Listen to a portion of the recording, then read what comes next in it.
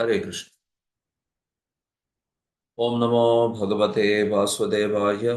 ओम नमो भगवते वासुदेवाय। ओम नमो भगवते वासुदेवाय। नारायणं नमस्कृत्य नरं चैव नरोत्तमं देवीं सरस्वतीं व्यासं ततो जयमुदीरयेत्। नष्टप्रायेष्व भद्रेषु नित्यं भागवत सेवया भगवत्युत्तमश्लोके भक्तिर्भवति नैष्ठिके। कृष्णाय वासुदेवाय देवकी नन्दनाय च नन्दगोपकुमाराय गोविन्दाय नमो नमः। ॐ अज्ञानतिमिरान्धस्य ज्ञानाञ्जनशलाकया चक्षुरुन्मिलितं येन तस्मै श्रीगुरवे नमः। श्रीचैतन्यमनोभीष्टं स्थापितं येन भूतले सोऽयं रूपः कदा मह्यं ददाति स्वपदान्तिकम्। वन्देऽहं श्रीगुरोः श्रीयुतपदकमलं श्रीगुरून् वैष्णवांश्च श्रीरूपं साग्रजातां सहगणा रघुनाथान्वितं तं सजीवं साद्वैतं सावधूतं परिजनसहितं कृष्णचैतन्यदेवं श्रीराधाकृष्णपादान् सहगणा ललिता श्रीविशाखान्वितांश्च नमो विष्णुपादाय कृष्णप्रेष्ठाय भूतले श्रीमते भक्तिवेदान्तस्वामिन्निति नामिने। नमस्ते सारस्वते देवे गौरवाणी प्रचारिणे निर्विशेष शून्यवादी पाश्चात्यदेशतारिणे। नमो महावदान्याय कृष्णप्रेमप्रदायते कृष्णाय कृष्णचैतन्य नाम्ने गौरत्विषे नमः। हे कृष्ण करुणा सिंधो दीनबंधो जगत्पते गोपेश गोपिकाकांत राधाकांत नमोस्तुते। तप्त कांचन गौरांगी राधे वृंदावनेश्वरी वृषभानुसुते देवी प्रणमामि हरिप्रिये। वाञ्छाकल्पतरुभ्यश्च कृपा सिन्धुभ्य एव च पतितानां पावनेभ्यो वैष्णवेभ्यो नमो नमः। जय श्री कृष्ण चैतन्य प्रभु नित्यानंद श्री अद्वैत गदाधर श्रीवासादि गौर भक्तवृंद। हरे Krishna Krishna Krishna Hare Hare Hare Ram Ram Ram Hare Hare.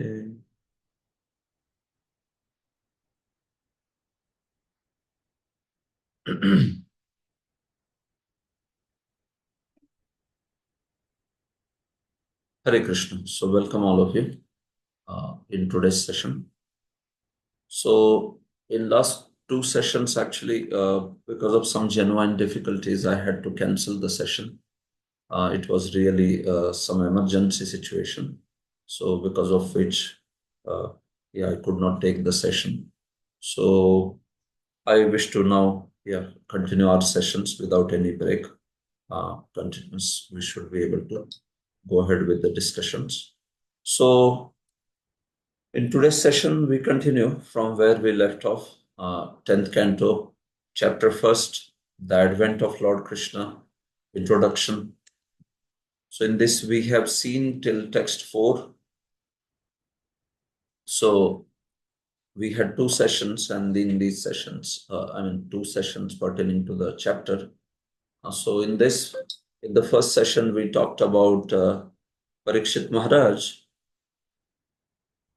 Parikshit Maharaj's desire to hear Krishna Katha in detail.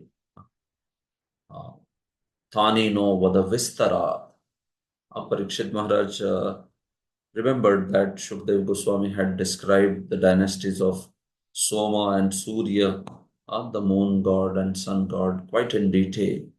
So, having heard that, now he wanted that Krishna Katha, especially the pastimes of Krishna, they should also be described in detail. So, he is requesting and expressing his desire to hear these pastimes in detail. So he expressed that in the first two verses. And then we see that he also expressed how uh, he is very, very eager to hear Krishna Katha, his eagerness. So if Shukdev Goswami were to say that, well, are you not tired? Are you not feeling satiated by Krishna Katha? Because you have been hearing for these many days now. So are you not satiated over and above? You must be also tired because of not having food or water. Parikshit Maharaj was fasting completely. So then, in answer to that, he spoke the fourth verse also, where he spoke about how Krishna Katha, who can get tired, who can become satiated. Krishna Katha is relished by the muktas, the liberated souls, mumukshus, those who are desirers of liberation, bhakti ichus, those who are desirers of bhakti, meaning sadhakas, sadhaka devotees, and also vishaya ichus, those who are people who are materialistic, they are desiring sense enjoyment. So none of them actually, none of them will be oblivious to, or none of them would become satiated in hearing Krishna Katha because it has such wonderful effect. Except for the one who is Vina Pashugnath. So we have seen that verse in detail. We dedicated one session, right, to discuss that particular verse, in which we talked about various meanings of various words there and the concept of how Krishna Katha is relished by and what kind of effect it has on different categories of these devotees, these people. So that's how the first four verses were covered. Now we proceed with the next set of verses. So till verse 16, as I have mentioned before also, till verse 16, we see that there is this uh, Vaktu Shrotru Vak Madhuri. Vishwanath Chakravarti said this, right? This is very sweet conversation happening between the Vakta and the Shrota. Uh, Especially Parikshit Maharaj speaks till verse 13, and then Shukdev Goswami begins to answer his specific queries for the 10th canto. So, till verse 16, this conversation is there in terms of uh, before it's a talk, introductory talk before actually the 10th canto's context begins. So that begins from text 17 onwards. Before that, in these 16 verses, we see that such a beautiful conversation and glorification of Krishna and Krishna Katha is being done by Srila Parikshit Maharaj and Srila Shukadev Goswami. So now proceeding to text 5, 6, 7, they are all together. It's a triplet, trikam.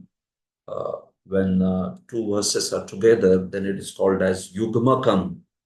And three verses are together, then it's called trikam.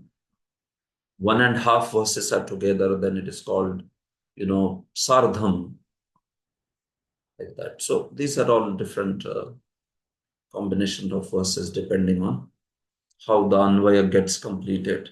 So this is now a set of 3 verses, so Trikam, which is there in the text 5 to 17. So let us see this now.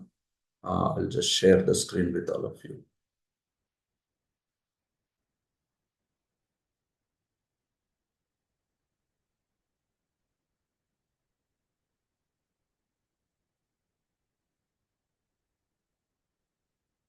Okay, so Hare Krishna. So you can see my screen now, and this is text 5 to 7. Pitamaha मे समरे मरञ्जयैर् देवव्रताद्यातिरथैस्तिमिङ्गिलैः दुरत्ययं कौरवसैन्यसागरम् कृत्वा तरन्वत्सपदं स्म यत्प्लवाः द्रोण्यस्त्रविप्लुष्टमिदं मदङ्गम् सन्तानबीजं कुरु पाण्डवानां जुगोपकुक्षिं गत आत्तचक्रो मातुश्च गेमे यः शरणं गताया वीर्याणि तस्याखिलदेहभाजाम् अन्तर्बहिः पुरुषकालरूपैः प्रयच्छतो मृत्युमुतामृतं च माया मनुष्यस्य वदस्व विद्वन्. So this is a set of 3 verses in this way. So we will see the translation. All right. Ravindra Sachiputra Prabhu, you want to read the translation? Yes, Prabhuji. Hare Krishna, Dandavat Pranam. Dandavat Pranam. Text 527. Translation. Taking the boat of Krishna's lotus feet, my grandfather Arjuna and others crossed the ocean of the battlefield of Kurukshetra, in which such commanders as Bhishma Dev resembled great fish that could very easily have swallowed them. By the mercy of Lord Krishna, my grandfathers crossed the ocean, which was very difficult to cross, as easily as one steps over the hoofprint of a calf. Because my mother surrendered unto Lord Krishna's lotus feet, the Lord, Sudarshan Chakra in hand, entered her womb and saved my body, the body of the last remaining descendant of the Kurus and the Pandavas, which was almost destroyed by the fiery weapon of Ashwathama. Lord Krishna appeared within and outside of all materially embodied living beings by his own potency in the forms of eternal time, that is, as Paramatma and as Virat Rupa, gave liberation to everyone, either as cruel death or as life. Kindly, kindly enlighten me by describing his transcendental characteristics. Hare Krishna. Hare Krishna. Thank you. Thank you very much. So, here we see this set of 3 verses. So, let us try to see the text. So, Shukadev Goswami, he has tested Parikshit's resolve to hear Krishna Katha by raising an objection, right? I mean, these objections are revealed by the acharyas, right? It's not there in the text, but by what Shukdev, or rather by what Parikshit is speaking, so the objections, they are shown by the acharyas, like Sridhar Swami or Vishwanath Chakravarti. So the point is that Parikshit's great resolve in hearing Krishna Katha has been tested by Srila Shukdev Goswami by saying that, are you not tired? Are you not feeling satiated? Already you have been hearing for these many days. Are you still ready to hear Vistarat in detail? So Parikshit spoke from a general idea that why no one would become satiated in Krishna Katha. Samanyataya. In general, or you can say from a philosophical angle, nobody would become satiated because Krishna Katha had such wonderful effect. So that is Samanyataya, general, one kind of perspective which is universal. But now he speaks that why would I not become, why would I not become satiated in hearing Krishna Katha? Because, I would never become satiated in hearing Krishna Katha because it's not just matter of that nature of Krishna Katha, certainly, but actually, how can I become satiated in hearing about someone who has done so much of favors uh, on me and on my entire dynasty? Right? In this world, also, gratitude we talk about. If someone has done so much good to us, then it's expected that we uh, remain grateful to such person. In Sanskrit, it is called kritadnya. Kritadnya. So, one who kritam janati saha kritadnya. Kritam janati. He knows what has been done to him, who has done what to him, in the sense the favors done by someone else. Kritam janati, he knows it, she knows it. Such a person is known as kritadnya. Kritagna is different. Such that person, he just forgets it. Hanti, in fact. I mean, whatever good is done to him, what to speak of Janati? No, Hanti literally. He is the one who just destroys it. I mean, just forgets it and thinks like nothing good has been done. So there's destruction of something good done to you. It is not even accepted. It does not even exist for you, although someone has done good to you. So that's kritagna versus kritajna, kritagya, different ways the jnya is pronounced in different places. But yeah, you understand. So the point is, if someone is grateful, then how will such a person ever forget that, right? And then usually a person is very affectionate to somebody who has done great good for him or her. So Parikshit is saying, Krishna has done so much for me. Oh Shukdev, how can I become satiated? I cannot become satiated in hearing Krishna's glory. Asmat Kuladaivatam. Actually, Krishna is my Kuladaivata. He has done so much for me. And then with that bhava, with that emotion, he is recounting what all Krishna has done. I mean, something of what all Krishna has done for me. Uh, my existence, the reason of my existence, raison d'etre in, I think that's French, that phrase, the cause of my existence, uh, uh, raison d'etre, that's Krishna. So how can I become satiated in hearing his katha? No, my lord.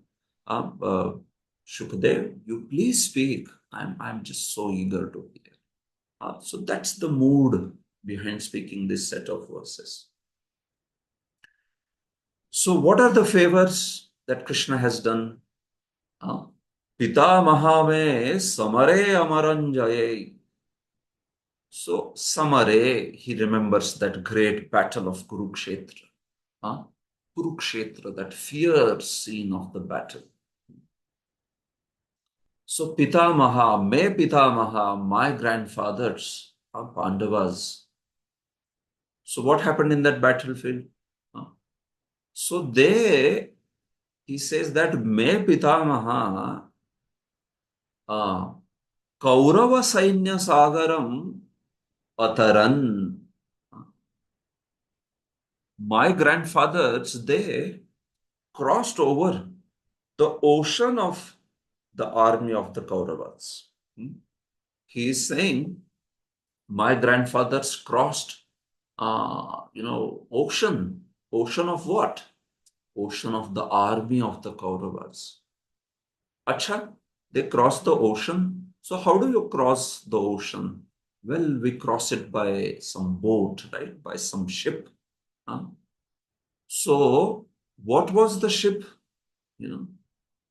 Well, Yat Plavaha. Yat Plavaha. Meaning one whose lotus feet were the boat actually for them. My grandfather's Pandavas, they crossed the ocean of Kaurava army by the boat of Shri Krishna's lotus feet. Yat Plavaha. In fact, by that boat, the whole ocean became what? Vatsapadam. Vatsapadam kritva ataran sma. They literally made the whole Kaurava Sainya army, Kaurava Sainya's ocean, the army of the Kaurava Sainya, that whole ocean was turned into Vatsapadam, a calf's hoof print. You can say water contained in a calf's hoof. Vatsapadam. So how much water is there in the Vatsapadam, in a calf's hoof? Very small water, right? When we have to cross it, sometimes we see in Vrindavan or Mayapur, right? There is some footprint of a calf or a cow, and then there's some water there, rainwater, whatever, water. So then when you want to cross over it, do you even have a second thought? How am I going to cross this water content in a calf's footprint? There's not even a thought like what big deal it is, right? So similarly, they are saying, taking the shelter of whose boat-like lotus feet, they turned the entire army, the ocean of Kaurava's army, into Vatsapadam, into water contained in a calf's footprint. And this Kaurava Sainya Sagaram, it was not ordinary Duratyayam. It was very difficult to cross over. It was very difficult to defeat. It was insurmountable, indefatigable, invincible army. Why it was invincible? Because you see what sort of warriors were there. Amaranjayaihi Devavratadhyati Rathaihi Timingale. Just like an ocean has very ferocious aquatics, ferocious fishes, right?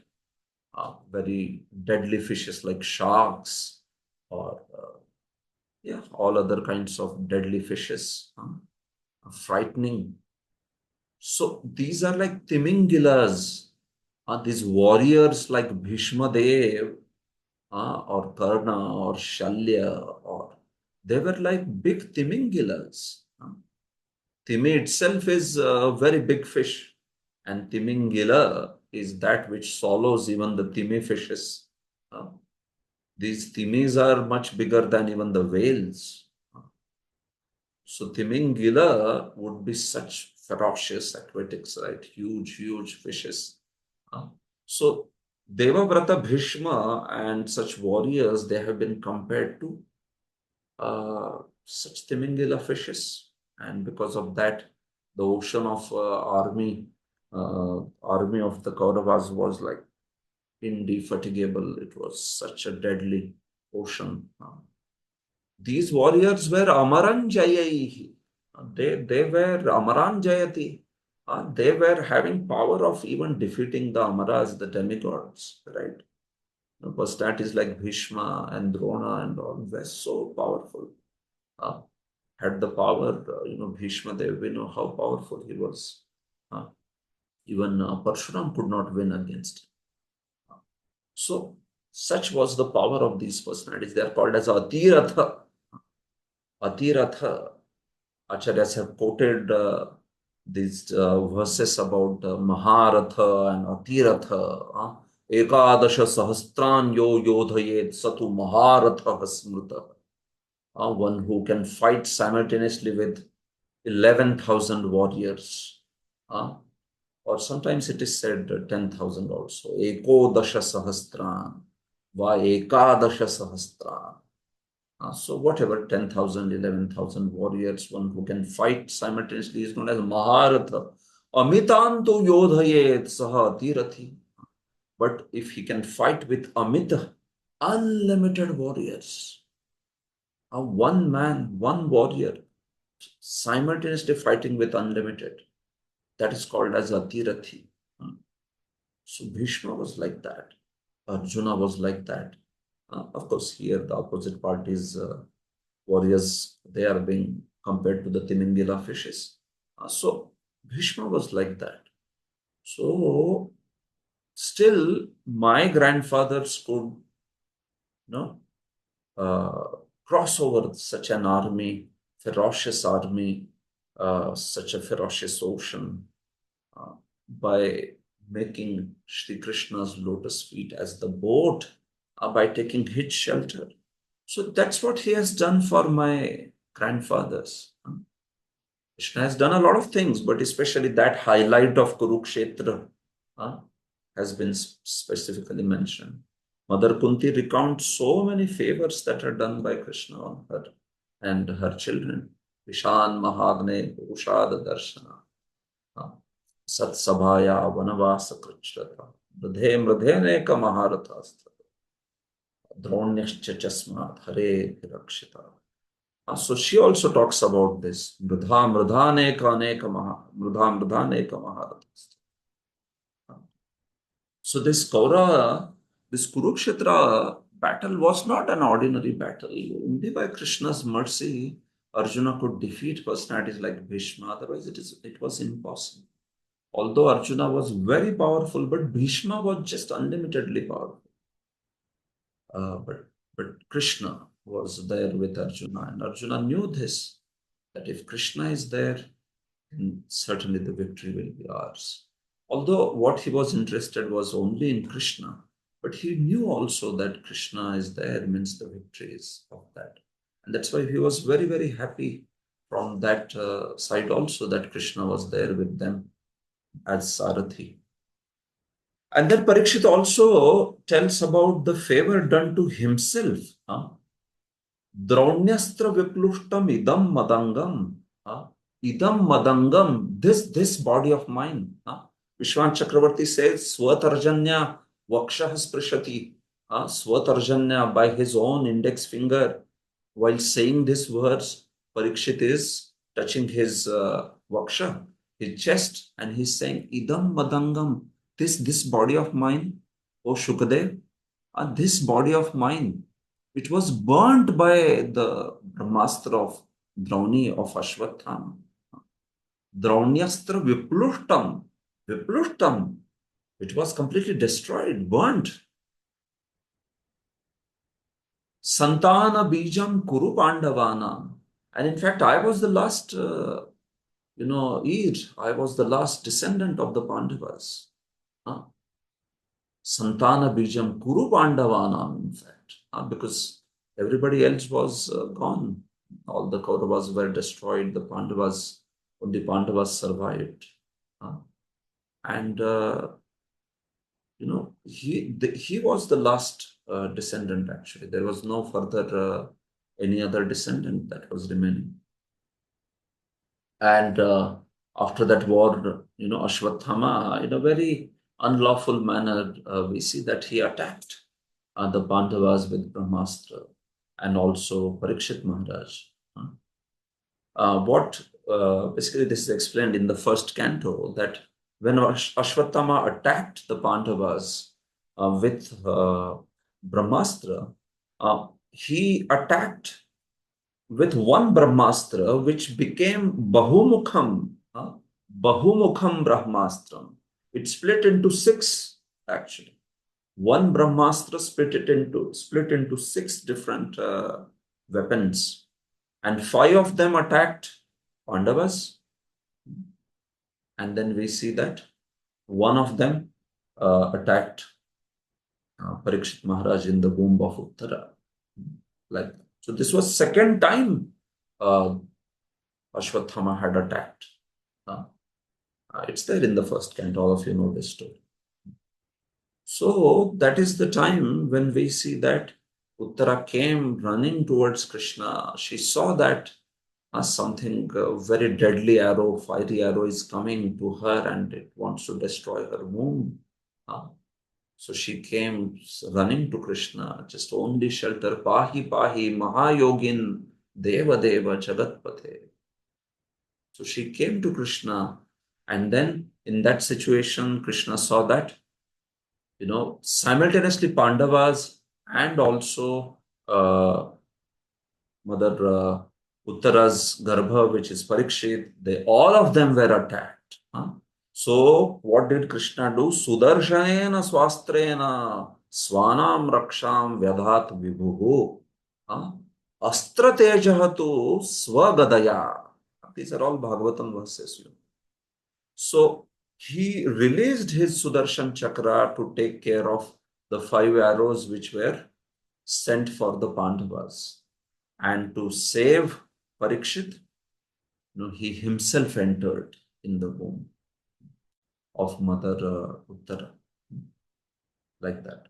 So he in this situation, he could not leave the whole thing on Sudarshan. Well, Sudarshan will destroy all these arrows which are sent on Pandavas, fine. But then in the Garbha of Uttara, how are you going to protect that child? You cannot release Sudarshan on that, right? So that's why Lord himself entered in the womb. And 12th chapter of first canto describes how he was, paribhramantam. He was twirling his gada, and he drove away all the glaring heat and effulgence of that Brahmastra. So he is saying, Parikshit, that Parikshit could see this, everything actually. Parikshit could see this, how he is protecting him. So Jugopa, he protected Kukshin Gata Atta Chakro. Matushcha me ye Sharanam Gataya. So in that situation, when her womb was attacked by Ashwatthama's Brahmastra, my mother took your shelter, O Krishna. Yah Sharanam Gatayaha. My mother, she took your shelter. And then that time, Matuhu Kukshim Gataha Jugopa. So you entered my mother's womb, and then you protected me. Atta Chakro, one who one who is the wielder of the chakra. So, chakra he released for protecting the Pandavas, and he himself entered in the womb, and thus he protected Parikshit over there. In fact, he revived Parikshit, right? We know that Parikshit's body had already been burnt actually. But then Sri Krishna revived and also gave him darshan of how he was protecting him. Like that. So that's how he's remembering. So he's practically the reason of my existence. How can I become satiated in his katha, my Lord? He's saying. So that's why, please speak. Please speak. Vadasva. He Shukadeva. He Goswamin. Vadasva. Viryani. Please speak the exploits. Please speak those heroic deeds of Sri Krishna. That Sri Krishna who is said to be Tasya Khiladeha Bhajam Antar Bahihi Purushakala Rupaihi. So that Sri Krishna who is inside and outside of all the embodied souls. He is inside and outside of all the embodied souls. Inside he is acting as Purusha, as Antaryami, Paramatma, Purusha. And outside he is acting as Kala, the destroyer Kala. Shri Krishna, he only acts as Kala, right? So that Lord who is acting inside and outside of all the embodied beings as Paramatma and as Kala. And by acting in these two ways, what is he avoiding? Prayachhato mrityum mutamritancha. He is giving mrityu as Kala and he is giving amritam as Purusha. Prayachhato, prayacha, one who is giving, bringing. Prayacha. So, prayachhato mrityum mutamritancha, one who is bringing the death, mrityu, and also immortality, amrita. So like that personality, Maya Manushasya Vadasva Vidwan. So please, Vadasva, speak the Viryani of that Maya Manushya. That last phrase might be interesting, right? Maya Manushya. So there's beautiful meaning of that. So many meanings have been given to that Maya Manushya. It does not, somebody may feel Maya Manushya. Oh, Krishna is Maya. Mayik or what? Krishna is Mayavi or what? No, that's not the meaning. Maya Manushasya. So many beautiful meanings. The word Maya had so many meanings. Maya. Maya can mean that which is not. Conceit, right? Brahma or illusion. Maya. Ya ma. That which is not. But Maya can mean so many other words also. Maya can mean knowledge. Maya can also exactly mean opposite of ignorance, which is knowledge. Maya vayune jnanam, Maya dambhe kripayancha. Maya can also mean kripa, mercy. Maya can mean love. So many meanings are there of the word Maya. We should not think that Maya means only illusion. Not, it depends on context. Understand one thing. There is no dictation of certain words when we take the meaning. We have to see the context. because of the preaching of Mayavadis or the scholars, as soon as we hear the word Brahma, we feel like, okay, Brahma means impersonal Brahma. No, it is not like that. You have to see the context. Context becomes very important. Brahma word can mean Bhagavan also. Brahma can mean Jiva also. Brahma can mean Supreme Lord. Brahma can mean impersonal Brahman. Brahma can mean Paramatma. Depends what is the context. So we should never just take sort of, okay, this means this only. Maya means illusion. Brahma means this. No, you have to see what is the meaning. There is no monopoly of words to give a certain meaning. No, these are servants of Krishna. Sanatana Goswami says the grammar and the words are servants of Krishna. They are not somebody's monopoly to say that this word means this and this word means this. No, of course, there is something called as Mukhya Vritti, Gauna Vritti, Abhidha Vritti, Gauni Vritti, or Mukhya Vritti, Lakshana Vritti. All these things are there. Primary meaning, secondary meaning, it's there. But still, the point is where what applies, you have to see the context also.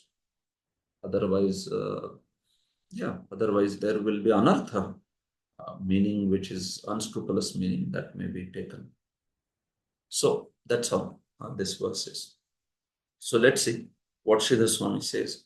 Sridhar Swami says, so what is the bhava, what is the emotion of Parikshit in saying this verse? So having spoken why samanyataya, in a generic way, why no one should become satiated in hearing Krishna Katha. Moreover, Kincha, Krishna is our family deity. Krishna asmat kuladaivatam. Actually, Krishna is our kuladaivatam. He's our family deity. We have worshipped him. All my grandfathers, and before that, everyone has worshipped Sri Krishna. So he is our kuladaivatam. He is Nitya Shrotavya. That's why.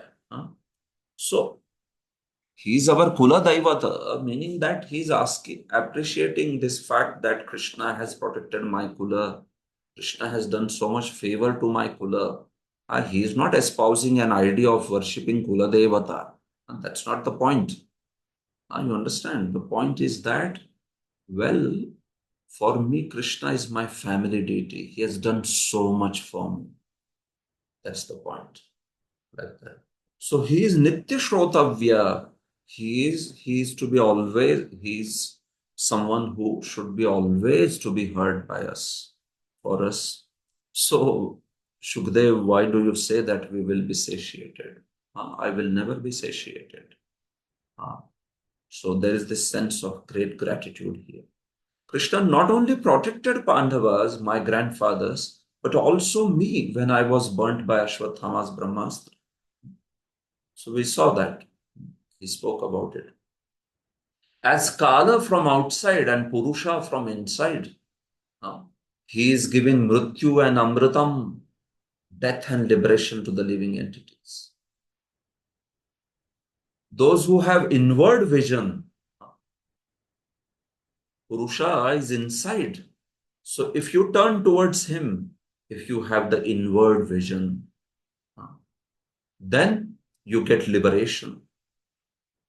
Which for devotees obviously means come back to Godhead.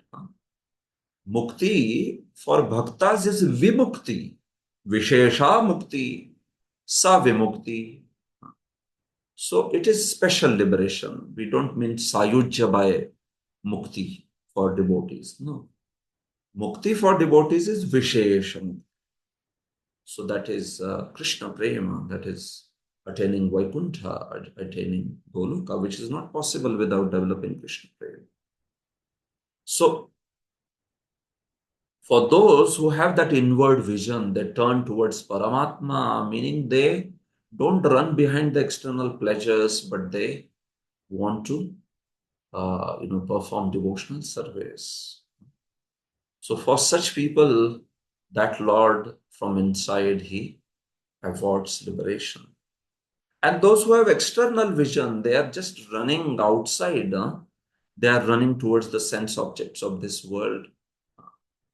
So for such people, the same Lord, he acts as a Kala. In some time, he will destroy everything, right? Kalaha Paramadustaraha. So that's Kala. Muchakunda Maharaj compares Kala to be like a snake, a he, which is observing the movements of a little mouse, which might be frolicking around and doing a lot of mischief here there. But there is a snake which is observing. So it may allow to frolic around for some time, but then at the opportune moment, it will catch. So that's how Lord in the form of Kala is there, right? Snatches everything away, all our resources, including even the body. So that Kala is in this way awarding Amritam, and which means liberation, and it is also awarding Mrutyum. So that's why one who wants to hear the Lord's Viryani, great deeds, should give up outward vision and hear with inward vision. So the point is, yes, we have to give up that the vision which is Bahir and have to become Antarmukha, Antardrishti. Antarmukha means not like introvert. The point is, it means that one is not running outside to the sense pleasures, but one is, looking for that in pleasure which is inside, because the Lord is there in our heart also. So that personality, serving Sri Krishna, engaging our senses in his service. That's the inward vision. So that is what is being recommended here. Sanatana Goswami. So Krishna is raison d'etre of our family, and he is the cause of existence of our family. So I should hear about him by all means. Sarvatha. I must hear about him. And he's the reason why I'm alive here. Right? So that's why, how would I become satiated? Sanatana Goswami says, Bhishma was the most difficult fighter to conquer because he could die at his will. Ichha Maran. He was fixed in a great row of lifelong celibacy. He was Akhanda Brahmachari, and he was very powerful. He had that benediction of when he wants, that time only he will die. Sanatana Goswami quotes from Mahabharata that an Atiratha can fight with unlimited number of opponents. So we talked about this. Amitantu yodhayet sa Atirathi smritaha. While a Maharat can fight with 11,000 opponents at a time, 10,000 or 11,000 warriors. While a Rathi is somebody who can fight with 1,000 warriors at a time. And anybody who is less than that is known as Ardharathi. So that's the complete verse.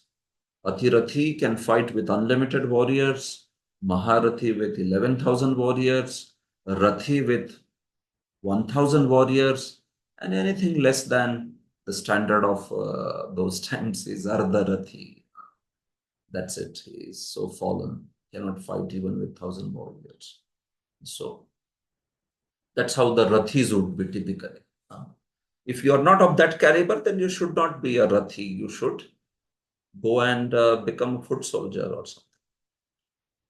Infantry. So such a great oceanic army of Kauravas was crossed by Pandavas like a Vatsapadam. How Yatplavaha, whose boat was the Supreme Lord. The Pandavas are qualified by that word Yatplavaha. Me Pitamahaha, Idrishaha.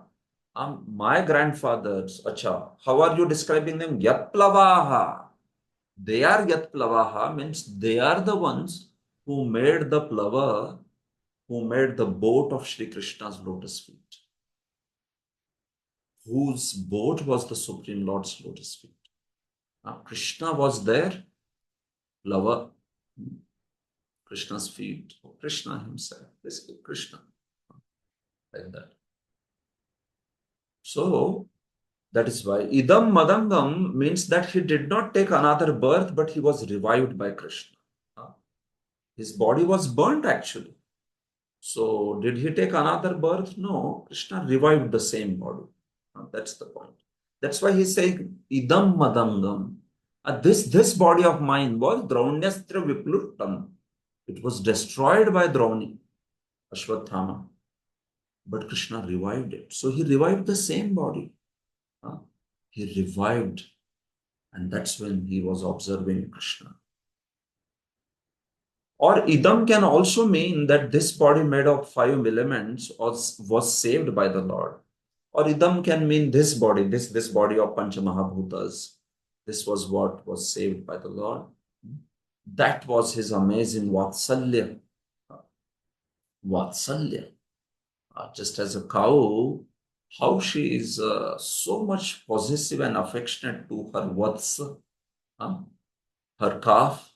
You have seen how a cow is like extremely possessive and very, very, she's very possessive and she can go to any extent to protect her newborn calf. I mean, that's with every species practically, but especially cow. Cow is like, she's so much affectionate. If you just go near also to a newborn calf, if you're not the regular person caring, she would start, breathing heavily and become so much worried that probably you are going to hurt or what. So from that vatsa comes vatsalya, that kind of intense affection that is called vatsalya. Kuru Pandavanam Santana Bijam. It means that Lord protected the fame and dharma of Kurus and Pandavas by not allowing the fault of destruction of the dynasty. That last year, that last descendant of the family, if it would have been gone, they would have said, oh, Kurus and Pandavas have become Nirvansha. Nirvamsha. They have finished their dynasty is destroyed. It's such a disgrace, actually, especially for some Kshatriya kulas like this. It's the kula of not some Tom, Dick, and Harry, right? It's the kula dynasty of the emperor of Jambudvipa. Yudhishthir was ruling the entire Jambudvipa. That's how Parikshit also became the king of entire Jambudvipa.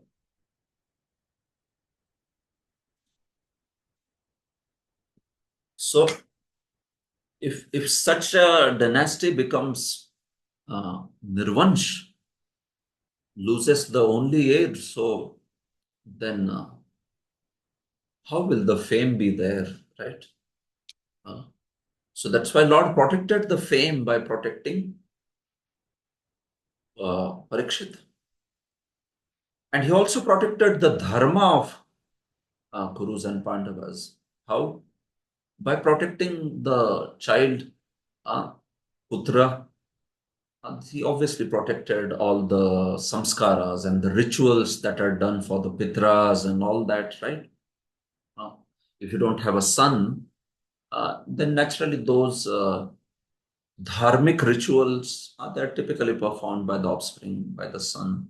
So by protecting their only descendant, Lord protected their fame in this world and also their dharma, because Lord protected the descendant who would continue that dharma.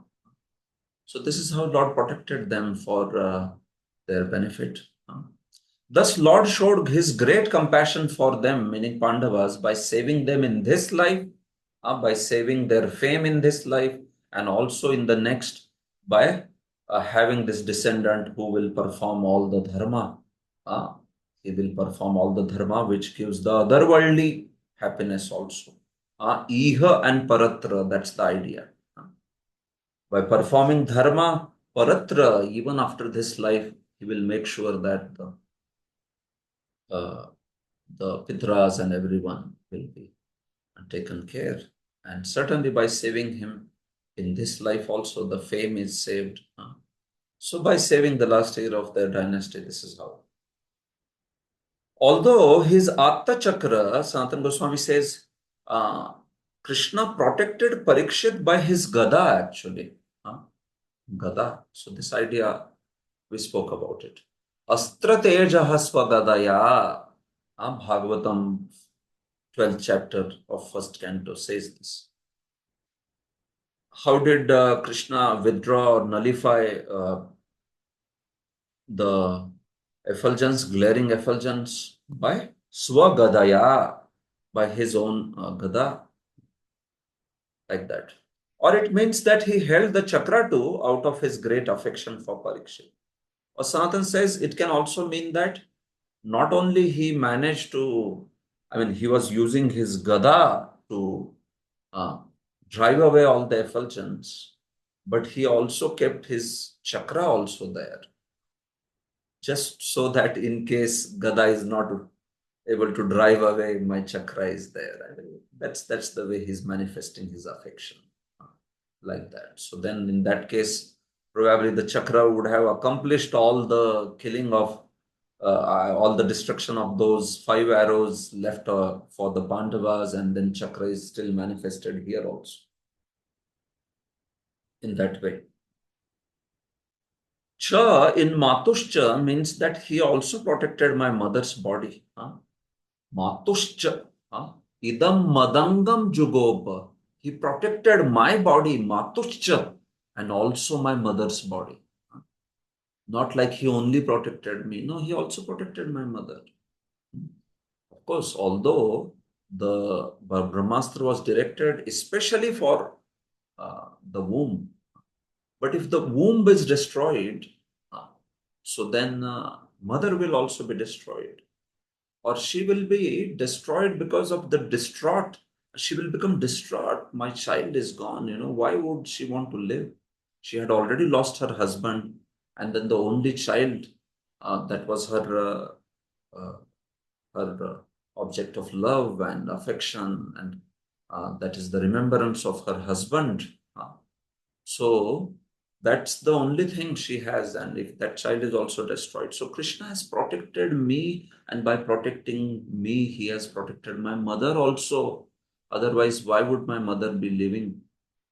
In fact, that was the mood of Uttara. If you see the first canto, literally Uttara came with that mood. My Lord, I don't desire to live. I just want this child to live, my Lord. He's the child of your dear devotee Abhimanyu. So I am a widow. People will say, well, why is this lady so much fond of living? She is feeling like that. Whether widow or whether with husband, every lady has the right to live. Obviously, there's no question of that. But we are talking about Uttara's mood, how she was feeling. That she was feeling, I don't mind giving up my body, my Lord, but this child, this child is so wonderful, and this child is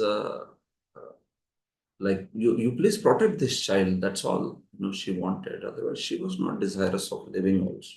So, but then still Krishna protected the child, and by that he also protected Uttara. So this is his mercy. He has not only protected my entire dynasty, but he has protected my grandfathers and my mother and everyone.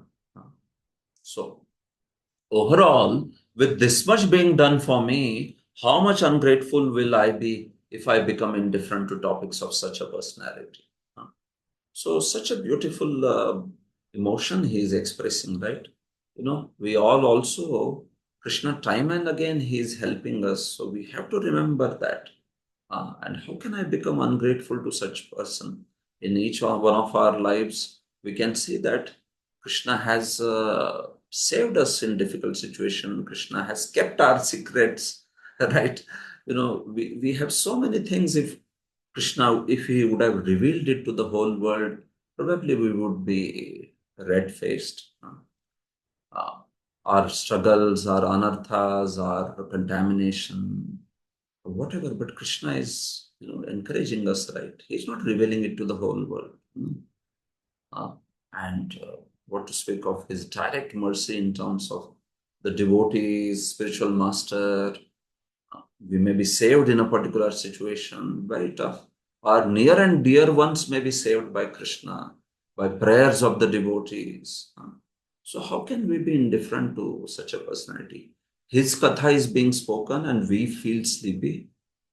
Why do we feel sleepy hearing such a personality's katha? If we feel that grateful gratitude towards Krishna. So it's a profound emotion being expressed by Parikshit. If we have that gratitude towards Krishna, we'll be most enthusiastic to hear Krishna Katha. We'll be most enthusiastic to share Krishna Katha, speak it, hear it, relish it, like that. So this is the point. Finally, the last verse in that series, Krishna is avoiding Amrutam and Mrutyum. Amrutam can mean love for him, Krishna Prema, or Vaikuntha too. Or it can also mean he is avoiding Vaikuntha, Amrutam, right? Immortality, liberation. So, especially for devotees, it means attaining Vaikuntha, attaining Goloka. That's the point.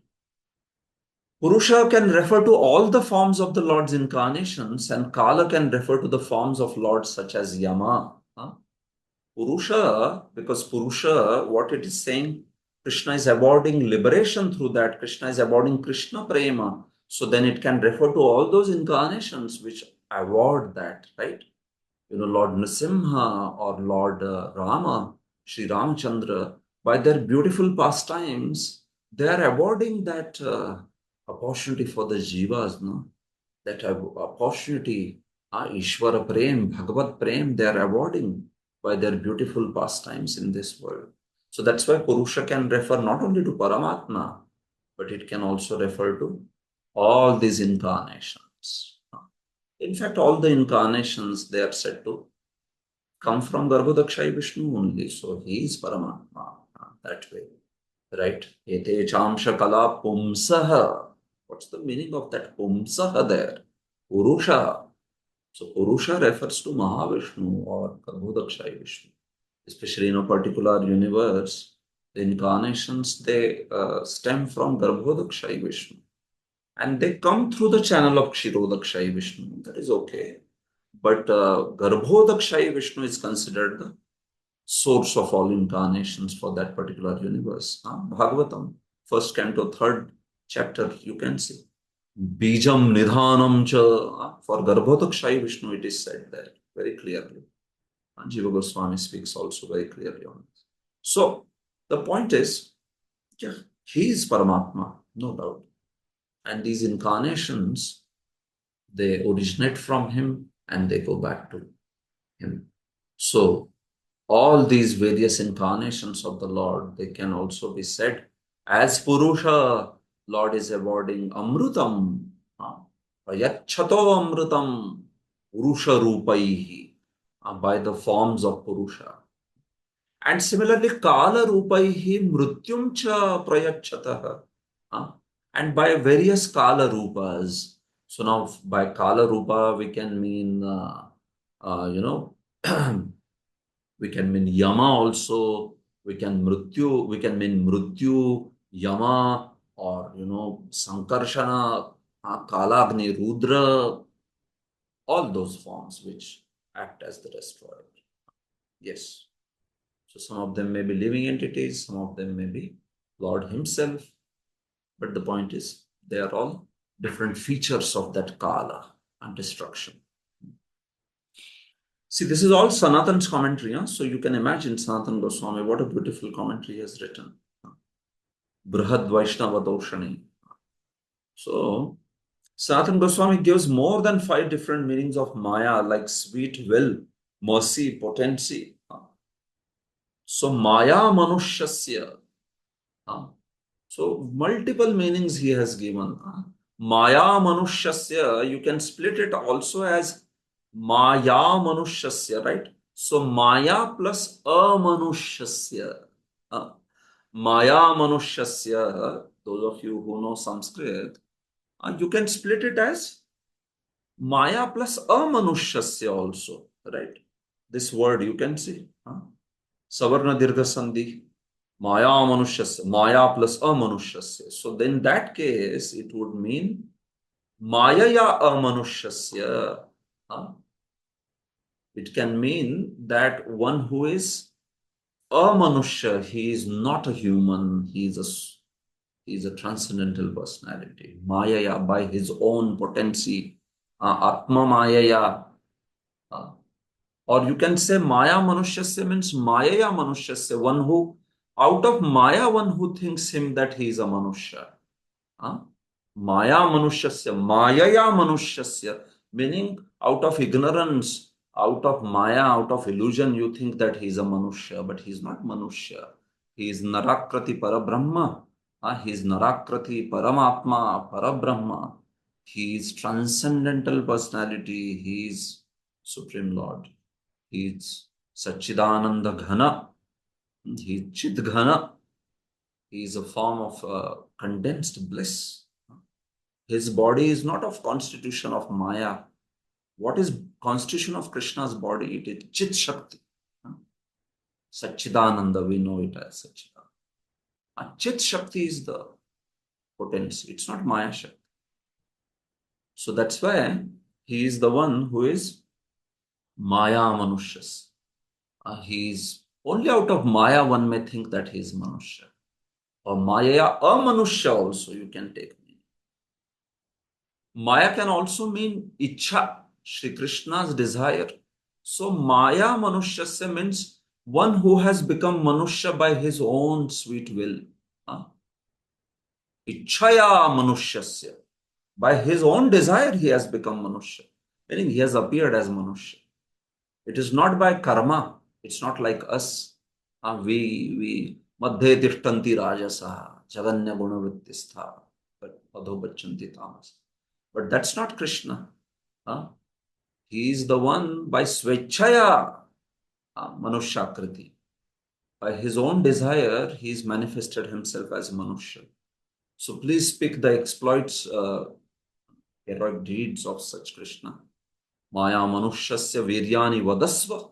O Vidwan, O most learned Shukadev. Maya can also mean potency, mercy. Mercy. Maya Manushya, by mercy, by kripa, he has become or manifested himself as Manushya. You see such a beautiful meaning, right? Kripaya Manushasya Viryani Vadasva. Hey Vidwan. Kripaya Manushasya. Because of great kripa, compassion, he has become Manushya. Actually. So that mercy, love, ichha, potency is referring to Atma Maya, that his own potency, right? Ajopi san avyayatma bhutanam ishvaropi san. Prakritim swamadhisthaya sambhavami Atma Mayaya. Like that. So, you can see, you can take all these different meanings. Maya means conceit or illusion. Maya means knowledge. Maya means Ichha. Maya means mercy. Maya means potency. So many things. In fact, Jiva Goswami adds more meanings to this. One interesting meaning from Brihat Krama Sandarbha is that Ma means Sri Lakshmi. Maya. So one of the names of Sri Lakshmi is Ma. A very popular name. Ma. So that's why Madhava. You must be knowing this word. Mayaha Dhava. Saha Madhava. Maya's Dhava. The husband of Ma. Husband of Ma. Not Maya's, Ma's. Ma's husband in English. So Ma is Sri Lakshmi. And then if you want to split it in Sanskrit, it would become Mayaha Dhava. So that is Madhava. Madhava, Umadhava. These words, you know. Umadhava means Umayaha Dhava. Shiva, Shankar, husband of Parvati. Umadhava. So, Ma means Sri Lakshmi and Maya Manushasya means Tasyaha ya praptihi tasya manusha kritehe. So Maya means over here uh, Tasyaha ya praptihi. So Krishna is actually the object of Sri Lakshmi. Praptihi here is in the sense of attainment or achievement. So Krishna is Krishna or Lord Vishnu Narayana. He is Sri Lakshmi's. Here we are talking about Krishna because he's specifically talking about Krishna very clearly. So Krishna is the treasurer or is the attainment of even Mother Lakshmi.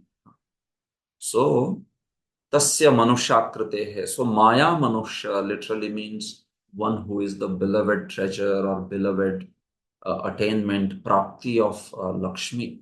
So it's like Lakshmi Kanta, that kind of meaning is coming. So that Krishna. Finally, Vishwan Chakravarti says, while saying Idam Madangam, Parikshit touches his index finger to his chest. Tarjanya sva vakshaha spashat. We talked about this. It is spoken with a great emotion. So that completes this set of 3 verses. All right, thank you.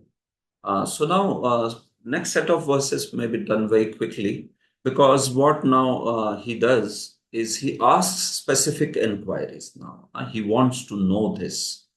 So, Parikshits, these questions would become the subject matter of further discussion because he has asked this question, so naturally these questions will be answered by Shukadeva. So these questions would sort of bring up the subject matter of further verses. That's the point. Sutrapath it is called as. So these questions would do Sutrapath of the entire rest of the discussion. So he asks now the various inquiries based on what Shukdev has spoken and what he wants to know.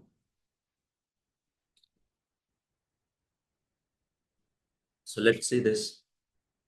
Rohinyastana yah prokto Ramah sankarshanastvaya devakya garbha sambandha uto dehantaram vina.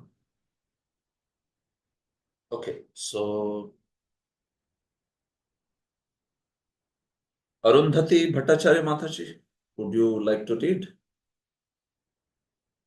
Yes, Prabhu. Thank you. My dear Sukhdev Goswami, you have already explained that Sankarsana, who belongs to the second quadruple, appeared as the son of Rohini named Balarama. If Balarama was not transferred from one body to another, how is it possible that he was first in the womb of Devaki and then in the womb of Rohini? Kindly explain this to me. Hare Krishna. Yeah, thank you so much. Yes. So he's asking specific inquiries, specific details, Vishesha Jigyasa. So Rohinyastanayah prokto Ramah Sankarshanastvaya Tvaya Ramah Sankarshanah Rohinyaha Tanayah prokto. You have mentioned that Sankarshana Rama is actually son of Rohini. But then Devakyaha Garbha Sambandha. But then you also mentioned later that he's connected to Devaki's womb. So he is described as if he's son of Devaki, also son of Rohini. So how is this Kuto Dehantaram Vina? How is it possible without probably he being without different bodies? Dehantaram Vina. If you have spoken that he is son of Rohini, and then you also say that he is son of Devaki, so then he has to possess another body, right? Dehantaram. Or it could also mean that was there some transfer of the body? Was Balaram transferred from one body to another? Was he transferred from one womb to another? If he is the same person, how is he spoken as connected to both the wombs? Son of Rohini also and son of Devaki also. So you know this will be spoken about in detail, and the whole thing, what happened, how the Garbha was moved from Devaki to Rohini. This is all coming up ahead. So that's his question. Sanatana Goswami. In 4 verses, he asks specific details. Sridhar Swami. Rama was described as Rohini's son in the following verse. So you see, Sridhar Swami is also telling the verse. Where was it described like this? Why is he saying such a thing? That you have described Balaram as Rohini's son also and Devaki's son also. So he quotes immediately the verses from 9th canto. So these are verses from 9th canto actually. You can search them. Balam, Gadam, these are 9th canto verses towards the end, last chapter. Balam Gadam Saranancha Durmadam Vilpulam Dhruvam Vasudevastu Rohinyam Kritadin Udapad. So there Shukdev is describing all the sons of Rohini, the sons which she received through Vasudeva. So these are all sons of Rohini. Bala, Gada. Gada is son of Rohini. Krishna is famously known as Gadagraja. So this is this Gada, son of Rohini. Gadagraja. Krishna is elder elder brother to Gada. Sarana, Durmada, Vipula, Dhruva, Krita. These all sons, they are sons of Rohini. So you can see Balaram is counted here. Then his connection in Devaki's womb was also mentioned. How? Pravara Shruta Mukhyamscha Sakshat Dharma Vasuniva Vasudevastu Devakyam Ashtaputran Ajijanat. 1 second. Kirtimantam Sushenam cha Bhadrasenam Udaradhi Rijum Sammardanam Bhadram Sankarshanam Ahishwaram. So you see, Krishna is also then telling that Vasudev, he produced in Devaki 8 sons. 8 sons. And all these sons, they are like Pravara Shruta Mukhyam cha Sakshat Dharma Vasuniva. These are like very great exalted personalities, like Dharma, in terms of the Vasus, or like the best of these personalities. So who are they? These are personalities like Kirtimanta, those 6 sons born in Devaki's womb. Kirtimanta, Sushena, Bhadrasena, Riju, Sammardana, Bhadra, and then 7th is Sankarshana, Ahishwaram, like that. Sankarshanam is only Ahishwaram. That is his qualifier. So that's how we see that.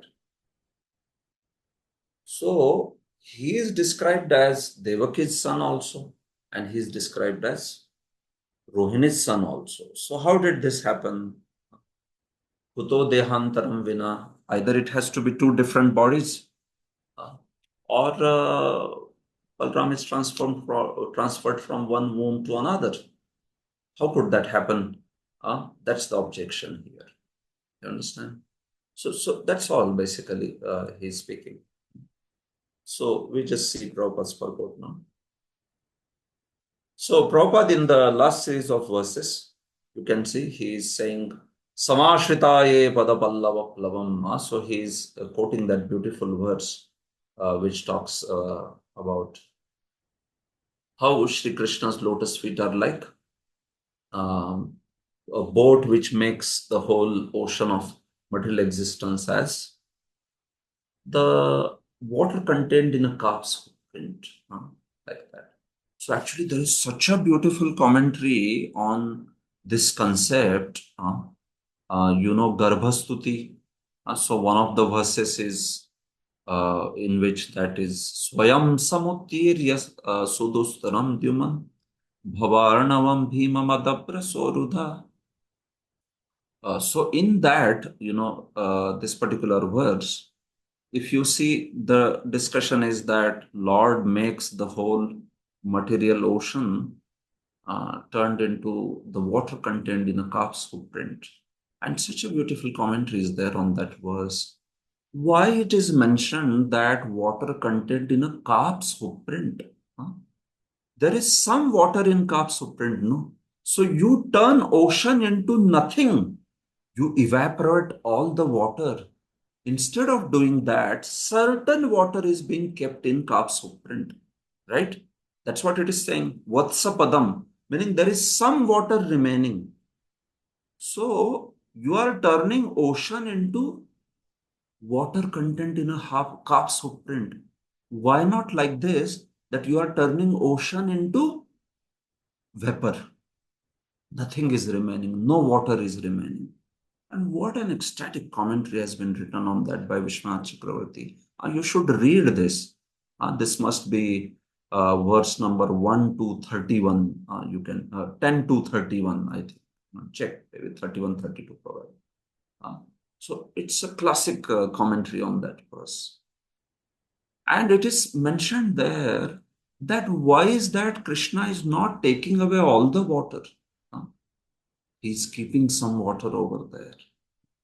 Water contained in a calf's footprint. So why not finish it off? Why not evaporate it completely? Why not evaporate the difficulties of material existence completely? Right? That's what the ocean is being compared. The obstacles in the material world. Why is Krishna keeping some of them? He's not destroying them completely. Why? So the point is that those obstacles are those reduced obstacles. If he removes everything, then the living entity, he may start thinking, oh, just see the power of my bhajan. There is absolutely no obstacle on my path of bhakti. Just see the power of my bhajan. Everything is gone. So Krishna keeps certain obstacles so that living entity remains humble. The sadhaka remains humble.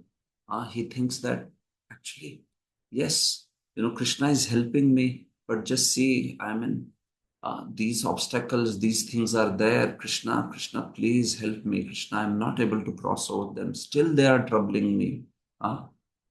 So Krishna keeps that little bit of difficulty in our life so that we don't just become like, okay, life is good, life's good.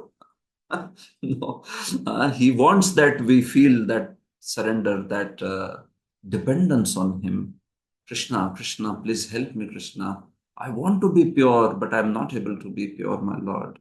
I have still these anarthas in my heart. I have still the envy. I have lust. I have anger. I have illusion. I have greed. Krishna, please. I want to chant your holy name nicely. I want to relish your katha nicely. I want to glorify you. So this sort of dainya vardhanartham.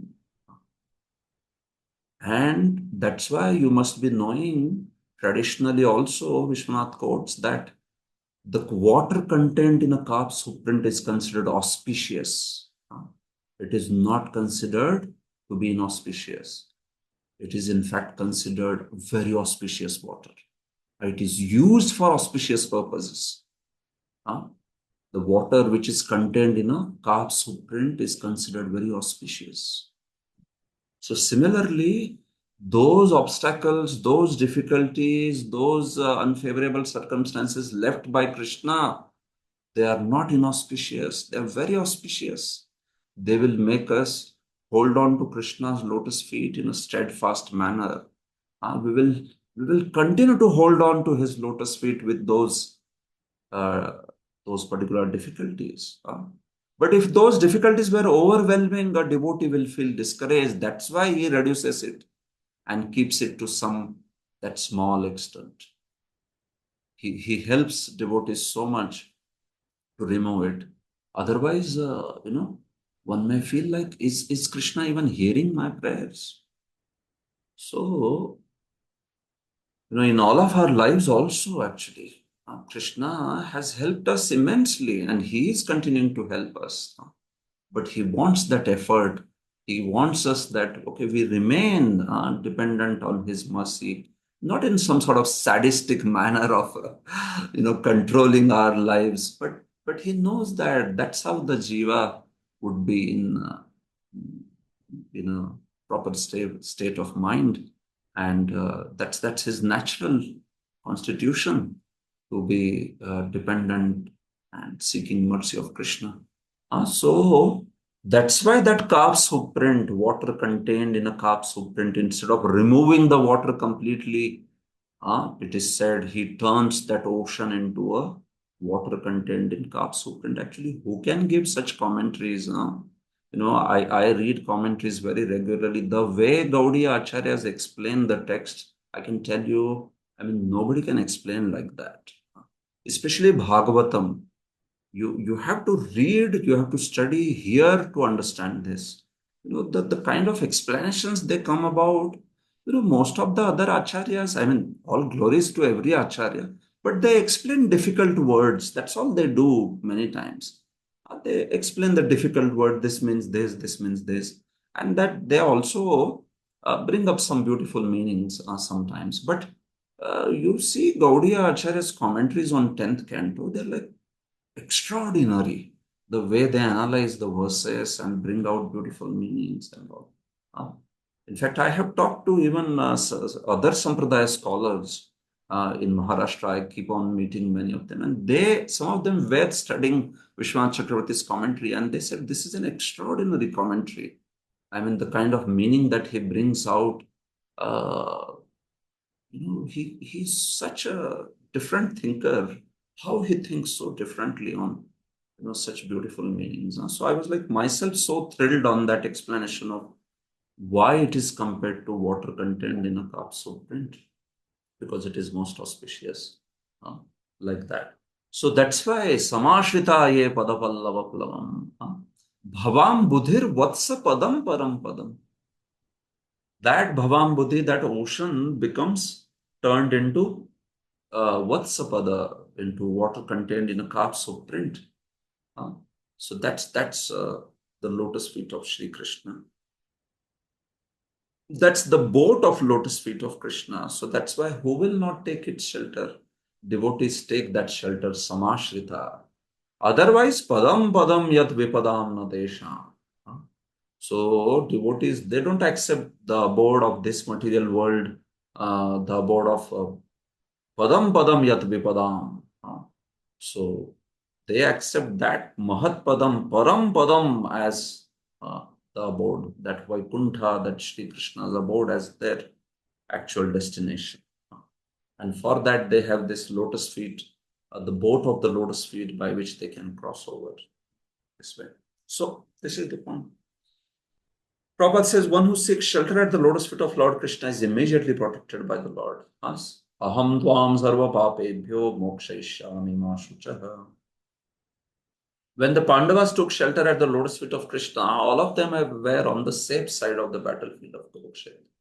That's why Parikshit is feeling obliged. That's the point. If at the time of death one can remember Krishna, one's life is successful.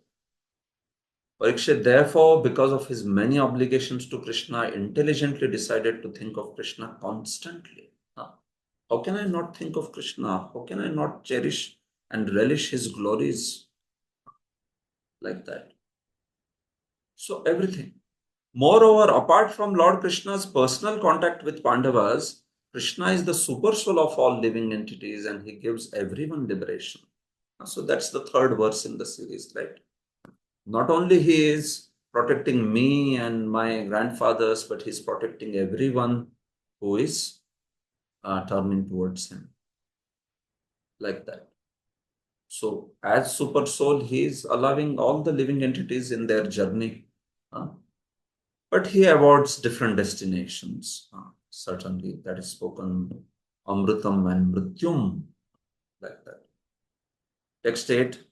So it's simple. Here is a question at understanding of Balaram. So how did that happen? That's all is the question.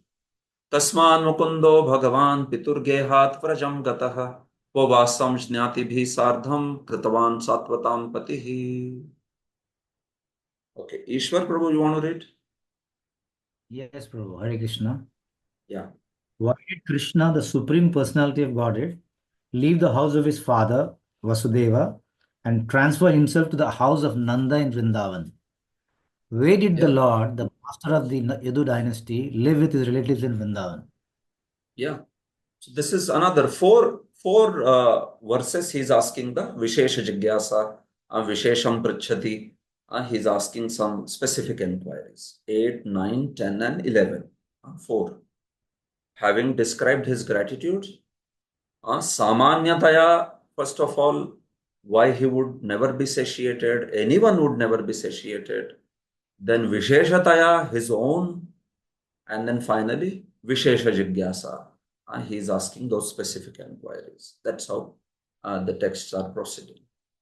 Kasman Mukundo Bhagavan Pitur Gehat Vrajam Gataha.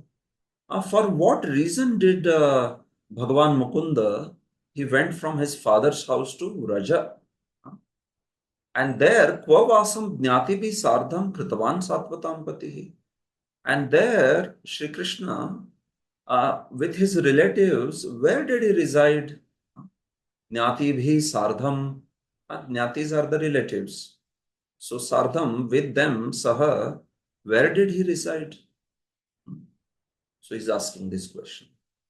Sridhar Swami says the sense of Kasmat is Bhagavataha Kamsa Bhaya Shankayaha Asambhavat iti arthaha.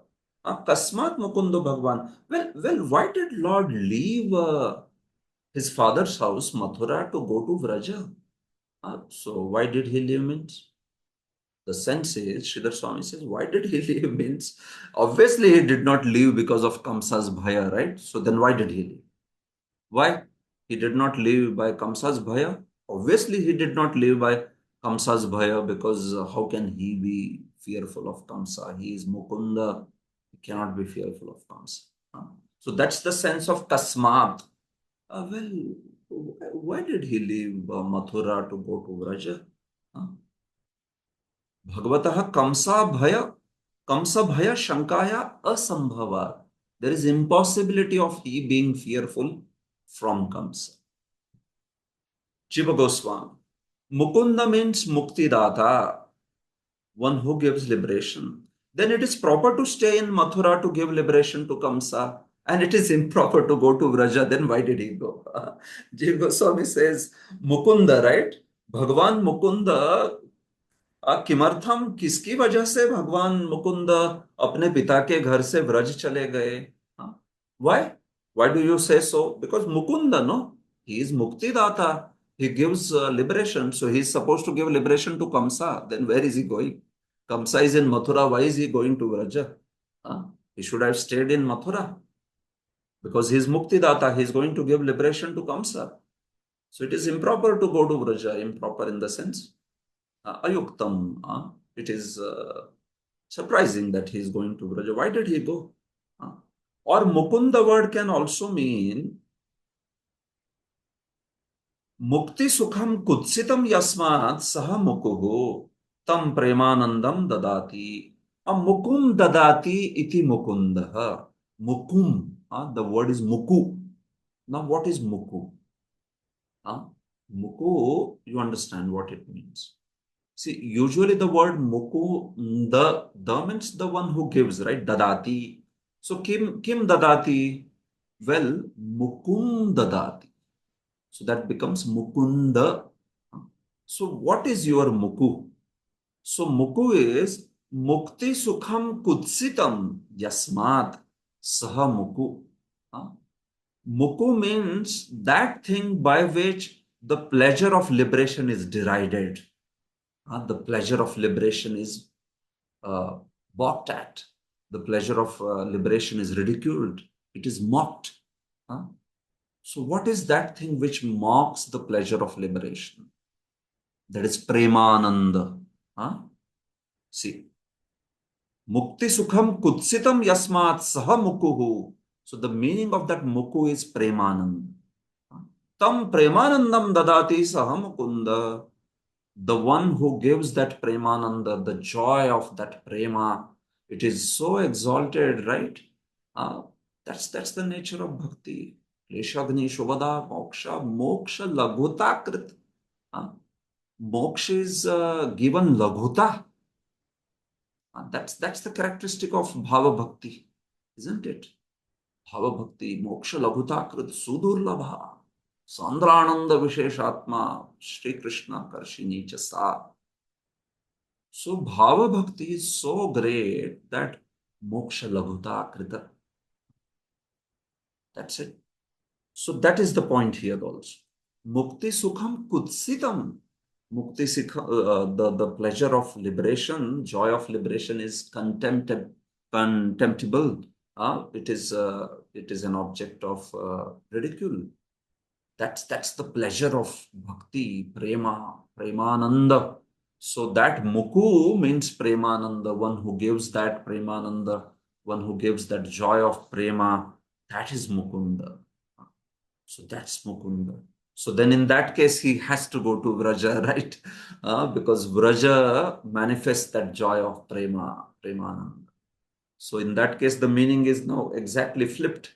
The meaning means now that, so he ought to go to Vraja, he should go to Vraja. But then Kasmat is saying, so what's the pretext on which he went there? But what pretext?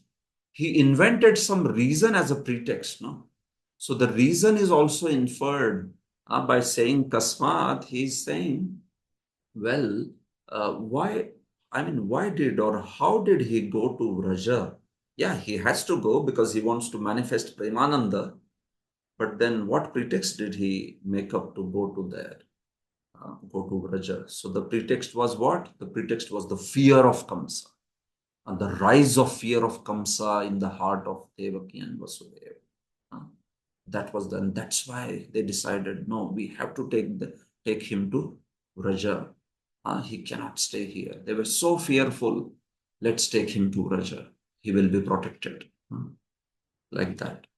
So that's how. That was the pretext. Kva. Where did he reside with his relatives? Kim Vishishte Sthane. In which specific place did he reside in Vraja? The relatives, Nyataya, are the cowherds and also the Yadavas. By using the word Satvatam Patihi, this verse can also refer to Yadavas. And that's why this verse can mean that where did Shri Krishna reside in along with the Yadus, or where did Shri Krishna reside along with the Vrajavasis, the Vrindavan Vasis, like that. So that's how. So in that case, the meaning will also change little bit. That he not only went from, one place to another, which means leaving his father's house, he went to Vraja, like that. But he has gone from that Mathura also to Dwaraka. So it can also mean Dwaraka. Leaving Mathura, he went to Dwaraka, right? First he left Mathura to go to Vraja. Then he came to Mathura again. And then from Mathura he went to Dwaraka again. So this leaving father's house is, it can also be connected in multiple manners there. This way. The census details about Vrindavan and Dwaraka, where he severally resided with the cowherds after leaving Brihadvana and with the Yadavas after leaving Mathura, should be told. Gehat is carried forward to this sentence and stands for Brihadvanam Parityajya Tatha Mathuram Parityajya. You understand? See, the verse is having multiple meanings. Kasmad Pituhu Gehat Vrajam Gataha. So it can mean that why did he leave Mathura and go to Mahavan, Gokul Mahavan?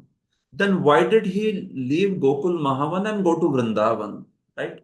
Krishna, after some time, he left Mahavan also.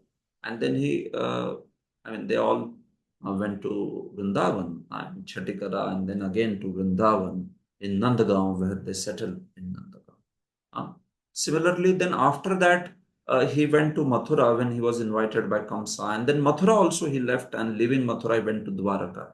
So in this way, it is being connected to he's leaving his father's place multiple times, and also staying with different relatives in different places. Satvatampati means Bhaktanam Palakaha, the protector of devotees. And the idea is to protect his own devotees, residing with them was suitable for fitting pastimes with them. Satvatampati, it's quite natural that he is the protector of devotees, so he's going to stay with his devotees. So that's the point. So I'm just going to complete these two more verses because they complete the specific inquiries and there is not much discussion here. Just in case any of you need to leave, please go ahead because it is already 9:06. So I am beyond my regular time. But I just wish to finish these two verses. So that's why I will complete them. You have my permission to go if you need to proceed. Please go ahead. Text 10. व्रजे वसन किमकरोन् मधुपूर्यां च केशवः भ्रातरं चावधित कंसं मातुरद्धा तदर्हनम्. Okay, मातुरद्धा तदर्हनम्. Okay, that's right. All right. Who wants to read? Murali Mukund Prabhu, you want to read? Translation. Lord Krishna lived both in Vrindavan and in Mathura. What did he do there? Why did he kill Kamsa, his mother's brother? Such killing is not at all sanctioned in the Shastras. Yeah, thank you. All right. So, Vraja Vasan Kim Akarod. Residing in Vraja, what did he do? Madhupuryancha Keshavaha. And also in Madhupuri, meaning Mathura, what pastimes did he perform? So you can see, it's a big question. What did he do? Meaning practically, it's like entire Vrajalila he's asking, isn't it? Then he's asking also Madhupuryam. So then that can refer to Mathura. So he's asking for entire Mathura Leela. Madhupuri can also refer to Dwaraka. So he's asking also about Dwaraka Leela. So basically it's question of entire 10th canto. Vraje Vasan Kim Akarod Madhupuryan Chakeshava. Like that. Bhrataram Chavadhit Kamsam Matuhu Adha Tadarhanam. And surprisingly, how did he kill Matuhu Bhrataram? मामा जी को कैसे मार दिया उन्होंने? How did he kill his mother's brother? I mean, this person is like so dear, right? In India, I mean, in Vedic times or in Vedic context, mama, or in any place for that matter, right? Mother's brother is considered quite a very, very intimate relative. Mama ji is very dear to everyone. In fact, the sense, one of the acharyas says that the sense is also that typically in Kshatriya families, you can marry the uncle's daughter, maternal uncle's daughter, mama's daughter, right? Even now we see so much of that thing. It is always seen that the uncle's daughter is a potential wife for the nephew. So if that sort of thing is there, why did he kill Mamaji, Kamsa? It is surprising. Such killing is not at all sanctioned. Atad arhanam. Sanctioned in the sense of, because he is such a near and dear relative, so how can he be killed? If it is, if such person is a mama like Kamsa mama, then, then we know what Krishna did to him. But otherwise, yeah. Maternal uncle, he is a very close relative, and Swajana Vadha, the killing of one's own kinsman, is considered highly sinful, isn't it? Any killing is sinful. What to speak of one's own relatives? That is like adharma. So deadly. So why did he do it? Sridhar Swami. Kamsa was the brother of the Lord's mother. Lord's mother, Devaki, and Kamsa was Devaki's cousin brother. So he did not deserve to die. Atadarhanam vadha narham vadha anarham. Why did he directly Adha Sakshat kill him? Avadhit, Kasmad Avadhit. He himself killed Adha. Atadahranam, he was not supposed to be killed. That is one thing. But Adha, that too directly, I mean, he himself killed. Krishna killed him. Sanatana Goswami talks about the name Keshava. Keshava, the name Keshava is derived as follows. Ka is Brahma and Isha is Rudra. So Keshav Vayate Swamahimna Vyapnoti iti Keshavaha. Keshava is he who covers Vyapnoti Brahma and Shiva by his glory. That's the meaning of Keshava. His glory, Krishna's glory is so exalted that even it covers, overwhelms Brahma and Shiva. Vayate Vyapnoti. Even Brahma and Shiva are overwhelmed by his greatness, by his glory. That is Keshava. Alternatively, Va is used in the sense of Asti. It exists. That is, he is having. Tau Sevakottamataya Vidyete Yasya. One who has Brahma and Shiva as foremost servants. That is also Keshava. So his Parameshvara is stated in that way. Brahma and Shiva, Kesha, Va, Ka, Isha, Va. So Va has the sense of Vidyete. They exist. How do they exist? They exist in the Sevakottamataya. They exist as his best servants. So that is the meaning of Keshava. So you see, this is the knowledge of grammar in the service of Krishna. Acharyas come up with, beautiful meanings like that. Although these words may have a fundamental sort of meaning, but you see, the whole glorification of Krishna is the prominent factor, and accordingly, they are splitting the grammar in such colorful ways to give many, many meanings. Shankaracharya also, in Vishnu Sahasranam, he gives the meaning of the word Keshava as one who has a very, very beautiful hairs. Keshava, that's like one of the very basic meanings of the text. Keshava, one who has very beautiful hairstyles. Krishna is like Natavaravapu, right? Best of the dancers with best of the hairstyle, all everything. So that's Keshava. Multiple more meanings are there of the word. Yeah, but those of you who are interested, you can read the complete commentary. So that's how. And then last verse. Deham manusham ashritya kati varshani vrishnibi yadupuryam sahavatsit patnyah katya bhavan prabho. Okay, so last verse.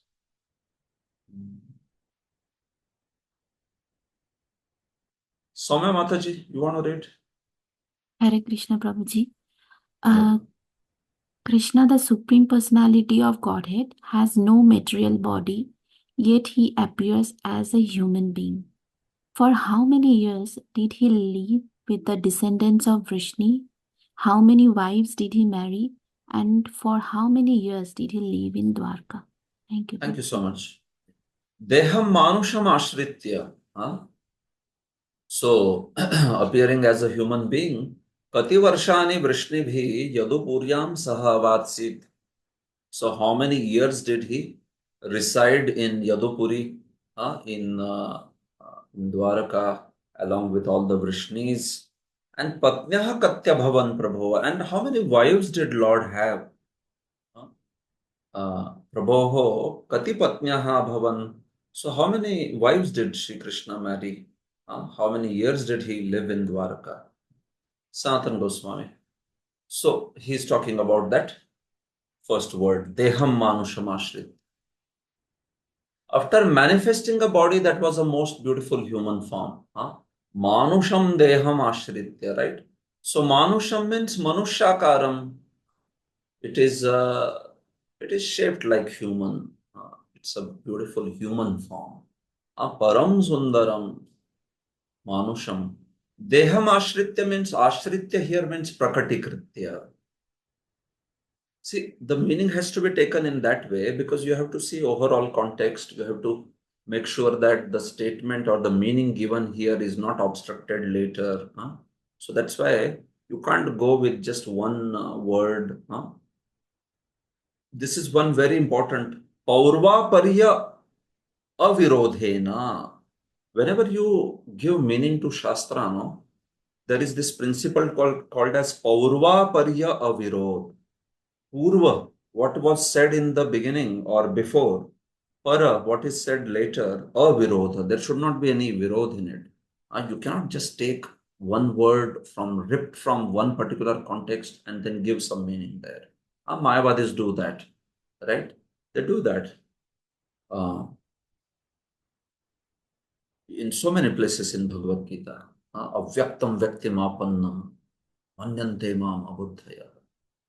So you want to give a certain meaning, you have to see what is said before. Consistency, that's the point. So these Mayavadis, impersonalists, they fail in the consistency terribly. In fact, they are so fond of ripping one word from one context and giving the meanings.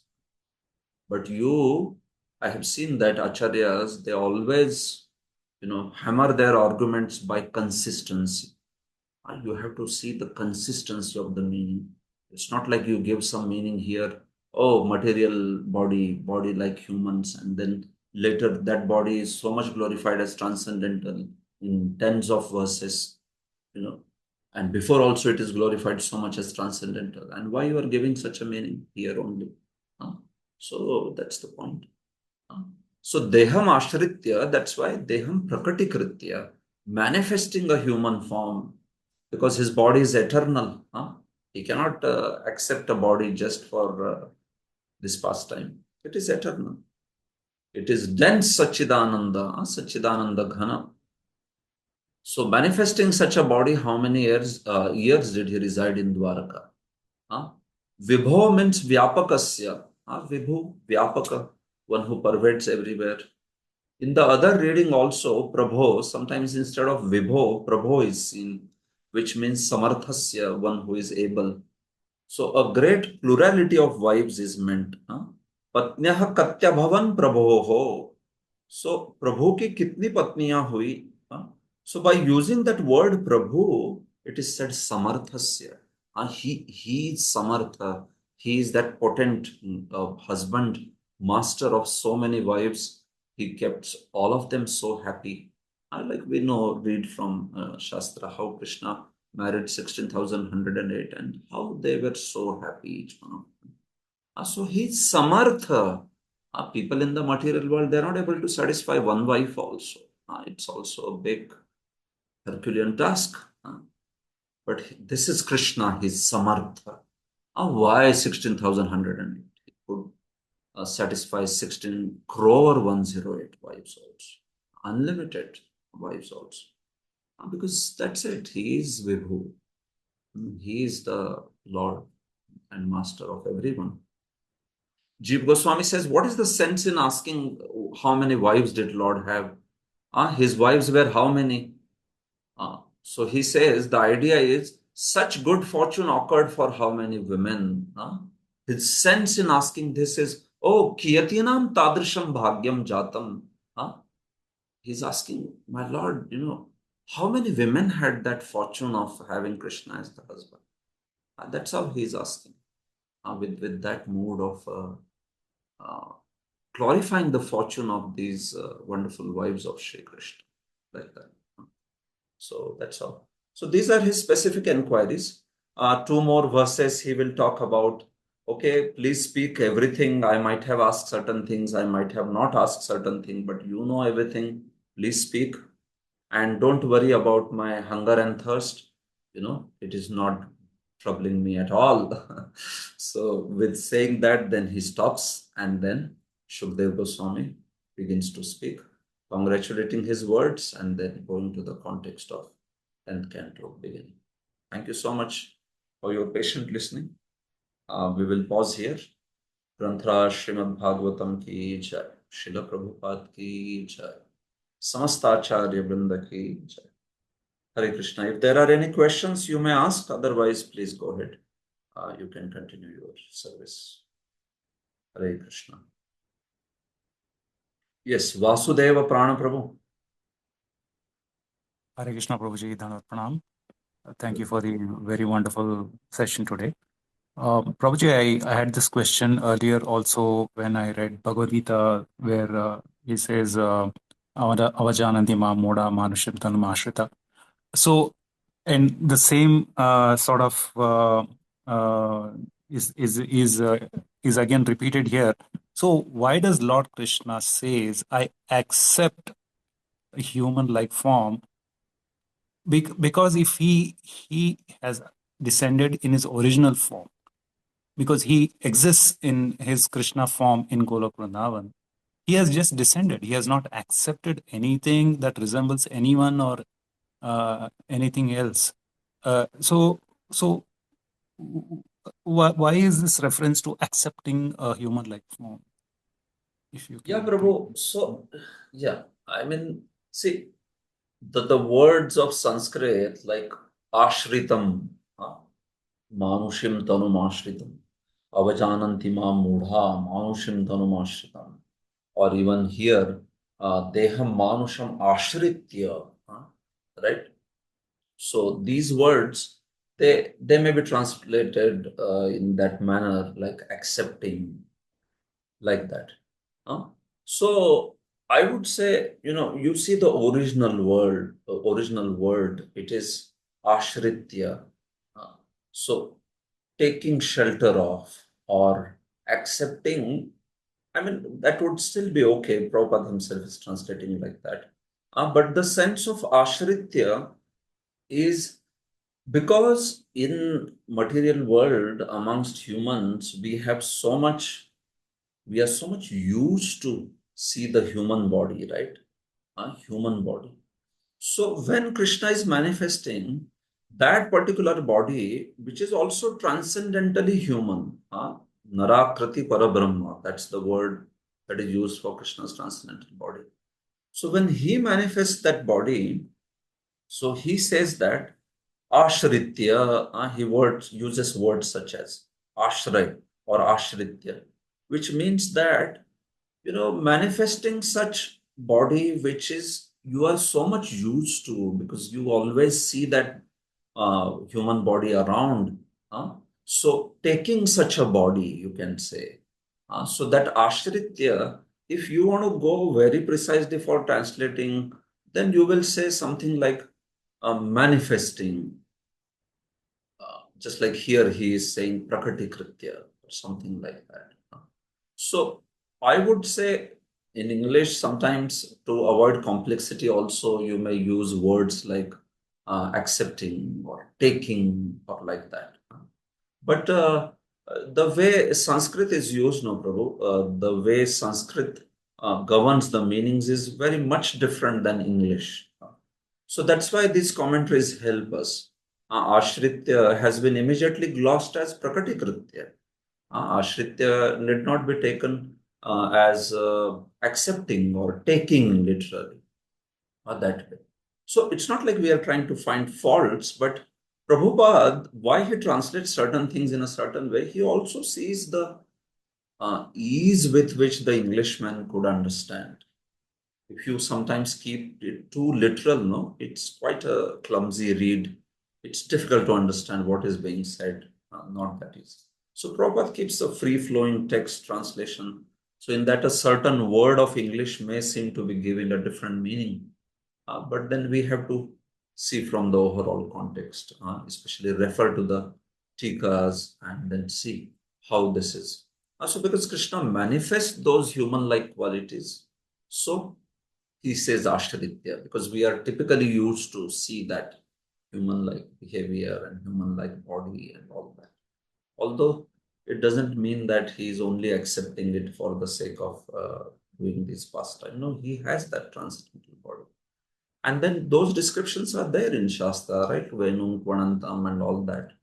So if somebody is questioning, you could quote those verses. I mean, so many places, not only Brahma Samhita, Bhagavatam also, Puranas also. That you see, that's his form. So now with that form, when he is coming to material world, will you say that he is accepting it for the first time? He is coming with that form. He is धारण कर रहे हैं वो, so that means that he is manifesting that particular form. So I think Prabhu, we will not be able to go much by English. English always has limitations all the more. Even Sanskrit has limitation for that matter. So that's why you have to go beyond Sanskrit also to see what's the meaning of that Siddhantic, philosophical import of that particular word. And that's why you need commentaries. Making sense to you? Yes, Prabhuji. Thank you so much. And if possible, would you be kind enough to point to any specific sections of Sandarbha where exclusively Lord's original form is in the spiritual world highlighted? Is there anything like that? Or Oh, some? yeah, bro. Yeah, some verses from Bhagavatam can be quoted. Also, some other scriptures. Yeah, you want the references for Lord's form from the spiritual world, or basically his original form, like that? Yes, You're asking for that reference? Yes, Prabhuji. Yeah, why not? Yes, we can provide references. Yeah. Thank you so much. I'll try to post on this group only. Thank you so much, Prabhuji. Yes. Thank you. Sanatan Govind, bro? हाँ, Hare Krishna, Dhanat Pranam, Prabhu. Prabhu, regarding this Vatsapadam, that Krishna does not want to take away all the water, he keeps just little water to keep the devotee humble. So in the verse Nashta Prayeshu Abhadreshu, so almost is gone. All the Abhadras are almost gone by Nityam Bhagavata Seva. So that almost gone and just little bit is kept. Is that the same meaning as why the Vatsapadam, that little water is kept? Okay. Nashta Prayeshu Abhadreshu. Prayeshu Abhadreshu, not, you can say Samasteshu Abhadreshu Nashteshu. No, not like that. Prayeshu instead of Samasta. So is the same thing.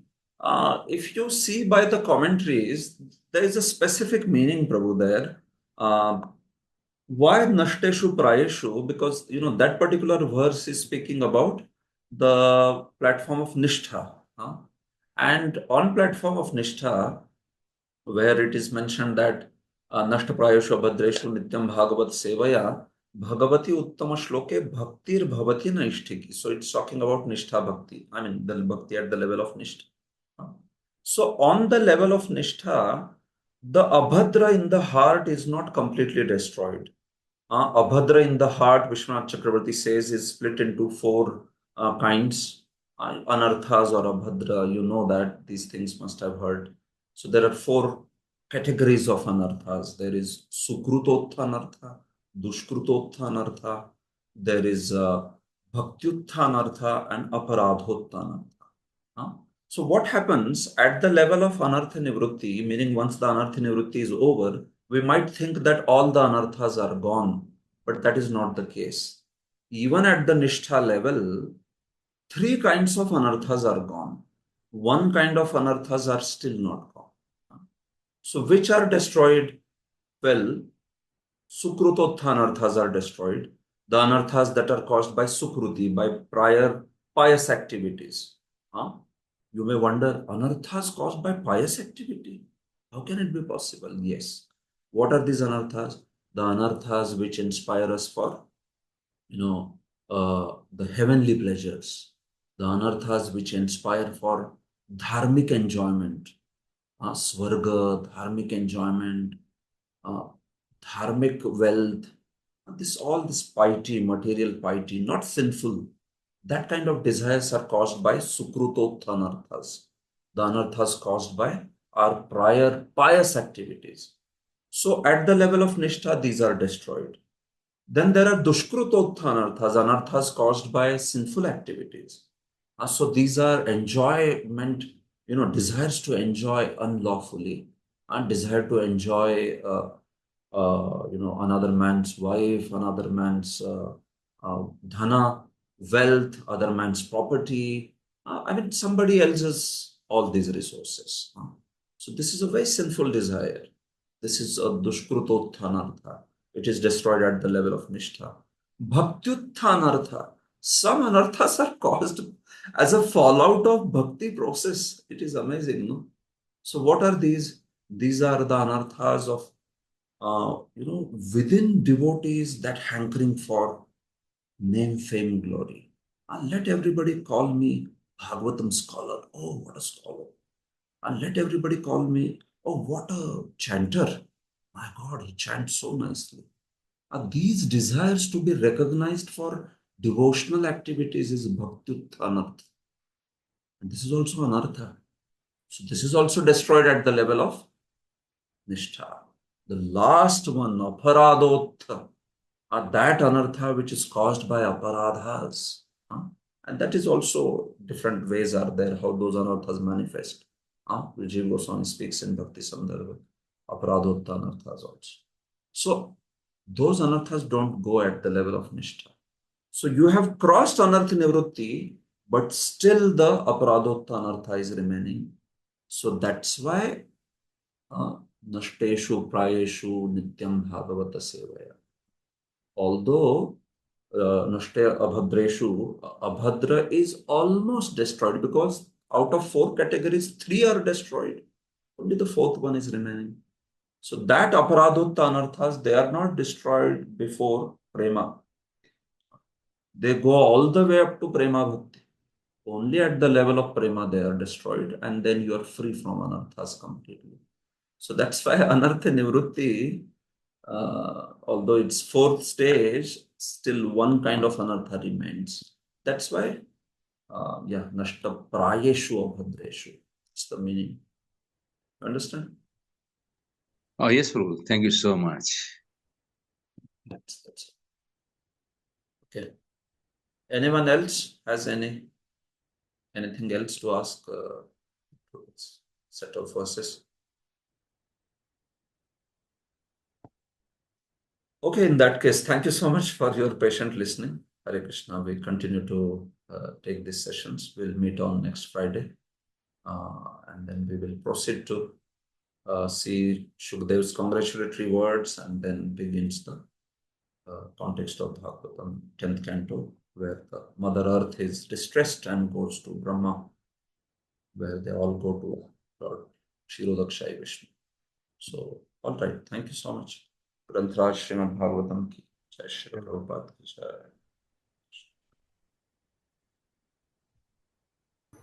Thank you so much, Prabhuji. Dandavat pranam. Pranam, thank you so much.